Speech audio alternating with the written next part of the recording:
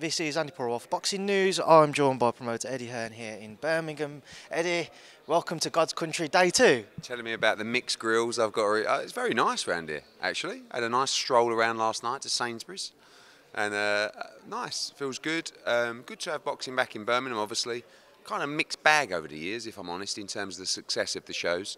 Sold a lot of tickets for a Next Gen on Saturday, and you saw from last night in that Acox Boxing Club just how important boxing is to the community here and also the city. So hopefully your boys can shine on Saturday night. Well, Birmingham's certainly thriving. They do a lot of talent on show on Saturday night. Let's just start off with that main event. Galal Yafai returns. As always, there was that pressure when he turned over. What have you made of his pro journey so far, and what developments are you hoping he shows on Saturday night? I think because of the route we're taking with Galal, you always want to get momentum and activity with a young fighter, but obviously when you're fighting 10-round championship fights from your debut, you do have less fights than you would if you were going 6 and 8s. So I want to get him moving a little bit quicker. I think in terms of where we've been, I mean, headlined at the O2 to start, Madison Square Garden, Abu Dhabi, but now back home. So we went with Tommy Frank. We were trying to make the Jay Harris fight, which we couldn't make, but I wanted a domestic opponent that was actually, going to fight with a little bit more meaning and passion. I do expect Galal to be a level above Tommy Frank, but the problem is in the lightweight division, you're kind of bringing in international opposition, which we've done before. It doesn't mean as much. So I would like him to fight Jay Harris straight after this fight, maybe pick up European, British titles, but I only see him 2 to 3 fights away from fighting for the world title. He does a lot of rounds with Sonny Edwards, those guys. He knows Bam Rodriguez. He believes he can beat Julio Cesar Martinez now. And you're talking about Olympic gold medalist who has all the attributes to become a world champion. But these next 2 or 3 fights will be important to show if he's ready for that step. That's going to be my next question. You've just said 2 or 3 fights, but when he turned over, there's obviously a lot of talk of him moving very quickly. Do you imagine that, provided those 2 or 3 fights do play out how you hope, it is those Martinez fights, maybe the Sonny Edwards fights, regardless of how he fares with Bam? Yeah, I mean, you would still be fighting at that level after 5 or 6 fights, which is very difficult to do, and you want to take that leap at the right time. But also, I don't think he wants to hang around, and that was part of the mindset when he turned pro to move straight into championship fights.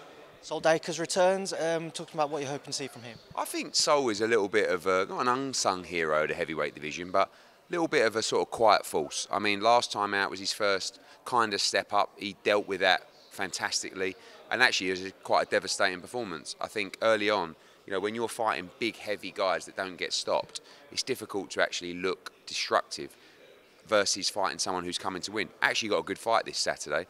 I think Sol is right up there now with Wardley, Adelaide, Fraser Clark, all those guys. It's just a case of whether they want to jump into that. I think after this fight, they're ready to jump into big fights.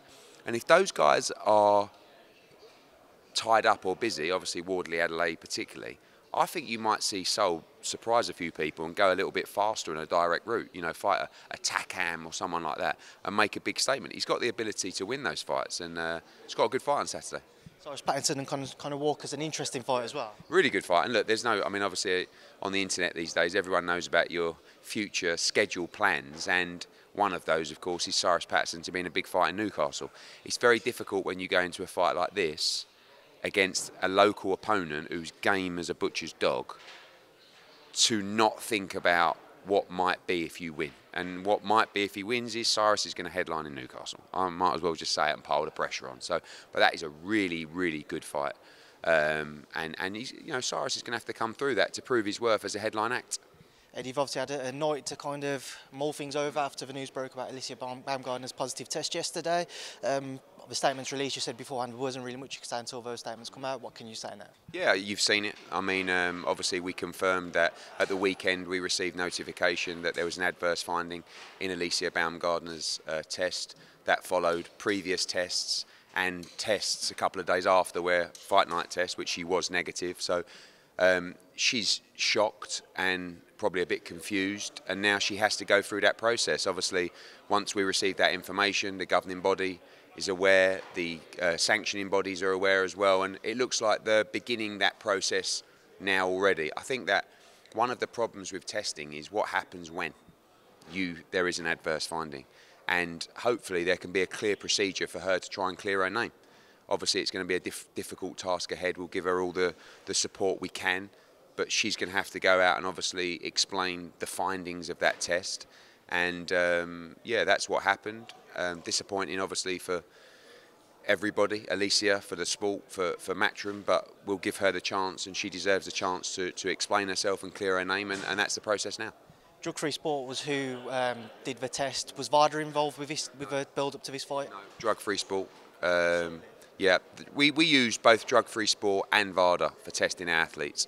Drug-free sport represent NFL, NBA, NASCAR, LPGA, NCAA. They're a huge organisation. Exactly the same lab, actually, as the VADA test process as well. So they were used for this. Obviously, they reported the positive finding through their laboratory in Salt Lake City, same as VADA, and that's who conducted this test. Can I ask, Eddie, obviously any testing within the sport is good, but what would be the point and what's the purpose of using a company that didn't return the results until a month after fight night had come about? No, the finding of when tests get received this is where people don't really know what they're talking about. Generally, a test will take 2 to 3 weeks. When a test is positive, it will take sometimes slightly longer because that will be retested in the laboratory. Okay, so and especially when a test is conducted around the fight week and there's not as much urgency to get the results back before the fight. So, I was looking into this last night. I think the average kind of time from a normal test of VADA or drug-free sport is between 2 and 3 weeks. This was just under 4 weeks. And I reckon that a lot of that is because of the retesting of that sample. I can't speak on behalf of drug-free sport, but having spoken to them, that's the general procedure. And I do think because of the fight being over, there's less urgency to get the sample back tested. I see a lot of people saying, oh, the fight went ahead with an adverse finding. The test was done 3 days before, 4 days before. And then the other argument is, well, what's the point in testing on fight night or during fight week if you can't stop the fight if there's an adverse finding? To see the results of if there was is the answer. And you can't just say, oh, because we can't get the results back in time for the fight, we won't test on fight week. That's not making the sport as safe as possible. But I don't know the answer to that one because it's actually impossible to test someone 2 or 3 days before the fight and on fight night, obviously, or fight day, and get the results back in time. Surely there can be a push though on your behalf if you know that she's been tested to try and get those results back sooner. No, impossible. Those tests, you can speak to VADA about it. If there's 3 days to go to the fight, that has to be collected. There's something called a chain of command. So in this instance, particularly with drug-free sport, they send you the chain of command, i.e., and what that is what happens from the sample collection to the route to the testing laboratory. Okay, so if you speak to Margaret Goodman, if you speak to drug-free sport, they will tell you it's really impossible to get that specimen unless there's another, way of doing it, which is an additional cost, or I don't know, flying a sample somewhere, but very difficult to, I think if you look back to Dillian or Connor or anyone we've been involved with, I was looking at all the stats last night. Generally, that period is sometimes a week before it gets actually tested in the laboratory, and 2 to 3 weeks generally during the fight week period of when testing is introduced. So, I think that's one for VADA. I do think that, we are investing, we are doing everything we can to make sure that testing is as stringent as possible. And I think there's ways to improve it, but it's virtually impossible to turn it around in that kind of time. Eddie, Alicia's positive test is online now, and just from like a little bit of research, the amount in her system is equivalent to what would be found in any average male, and effectively 10 times what would be found in normal female's testosterone levels. Your thoughts on that? Honestly, I haven't even been made aware of that. I received, as I said, the reports from drug-free sport, the reports from the laboratory, the chain of command, all the information. I haven't really delved into it in much detail. I've spoke to Alycia, who obviously completely protests her innocence in the case, and now she's out to prove why. And that's the difficult thing. We talk about Dillian Whyte, etc. Conor Benn is actually going through that process. So I'm not aware of. I've seen the substances reported. I read it on the report sheet. I haven't looked into yet the levels and quotes that you're telling me there. But obviously there needs to be an explanation, and we can't implement this testing for our fights and not let the process unfold after. Was drug-free sport used for Dillian? No, VADA. Yeah. Just kind of stick with it all then. Obviously you said to me yesterday that it was a commission decision as to whether or not the result would be overturned. Have you spoken to the commission? I don't know, to be honest with you, Andy, I don't really know what the process is. As soon as obviously the results came out, the commission are aware, the governing bodies are aware. I believe that the WBC emailed last night to say we will conduct our own individual. Every governing body has different rules, and this is another. Some are bound in confidentiality, some aren't, etc. So now, obviously, she's the undisputed champion. So now every governing body will want to conduct their own investigation, maybe, or they'll have a conversation with the commission who will conduct that investigation. But the good news is it appears that that's moving quickly, and I think that's the key here. You know, when we're talking about the Dillian test, for example, who is going to conduct that investigation?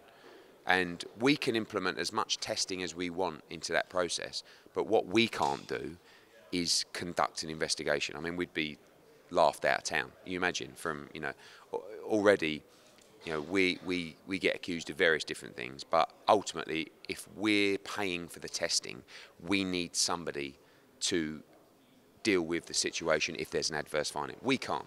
You imagine the reaction if Matchroom are looking into this, and we will make a decision about the future of Alycia Baumgardner. I think a lot of people don't pass the buck, but it's a very complicated process to go through now. But it looks like the governing bodies and hopefully the Detroit Commission, Michigan Commission, will go through that process, and she will get an opportunity to clear her name. I think that's important as well.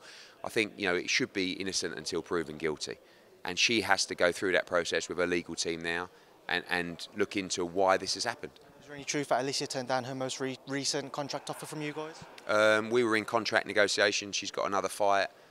We were speaking to Keith Connolly. I fully expect and still expect that contract to continue. We had a great relationship. But going into the last fight, those conversations were ongoing, and she's got another fight with Matchroom as well, and then matching rights beyond that as well. So we expect that relationship to last for a long time, and, you know, hopefully she can find her way back to the ring ASAP. Just to end on, you said last night Frank Smith was talking with those who travelled over from Saudi to discuss the Joshua Wilder fight. How did those talks go? Yeah, very positive. I mean, AJ was there, Frank was there, Freddie Cunningham was there, 258 was there, Derek Chisora was there, and you know, I think that everybody's moving in the right direction. There's not too much to say other than Anthony Joshua, Skills Challenge, Deontay Wilder all want to make that fight happen. We're ready to go in January. Fingers crossed we get it made. Appreciate your time as always. I look forward to seeing you out and about the streets of Birmingham. Will do. Cheers, mate.